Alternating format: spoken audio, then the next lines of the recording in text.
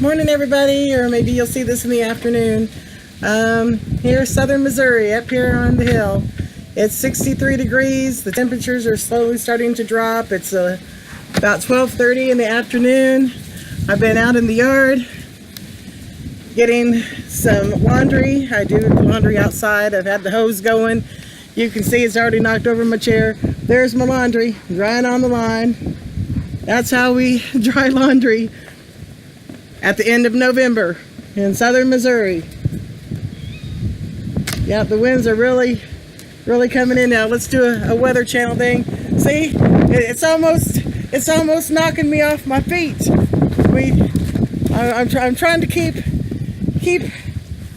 my footing here, but the wind, it's so strong.